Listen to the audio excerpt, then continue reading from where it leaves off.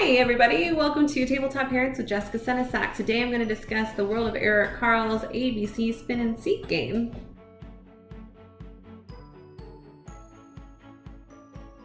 This is a really great game and a really great idea. I highly recommend it for kindergarten and preschool aged kids. I especially think that if your child likes to sit and play board games and has the patience to just wait it out and do it. If your child likes match games and find and seek type games, this is definitely the right game for your child specifically because they're going to be searching through big letters and little letters. They're going to try to find the matching to the board game.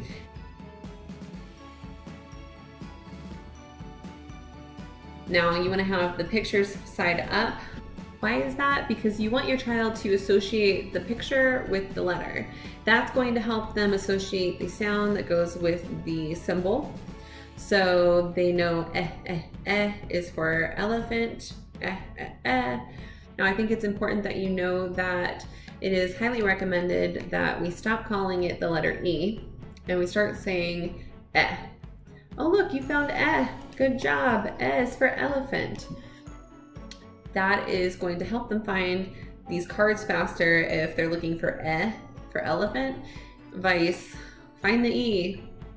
And that's very important, especially because if they just associate it with the sound, they're going to read things faster and sound things out faster and grasp the concepts much easier. It's much more clear and they'll have a lot more confidence.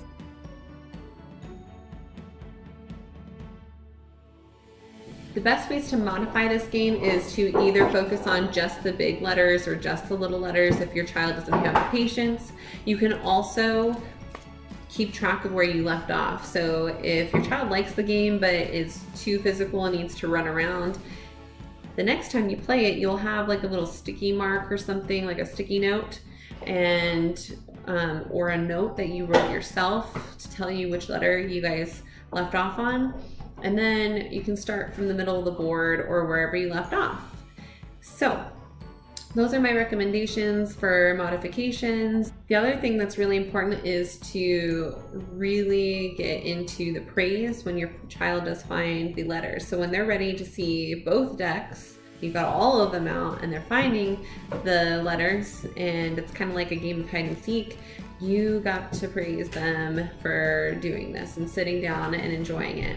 So again, it's great for all kids. You might have to make modifications if your child doesn't have the ability to sit still as long as this game takes, because it does take a while to play because there's so many letters in the alphabet. You've got big letters and little letters, and you've got a whole board to get through, and the name of the game isn't getting to the end, which every other board game is, which is hard to break your child of that idea. It's who has the most cards. Let's see. The game ends when the first person to get to the end gets to the end. But the main thing is who has the most cards. Let's count them up.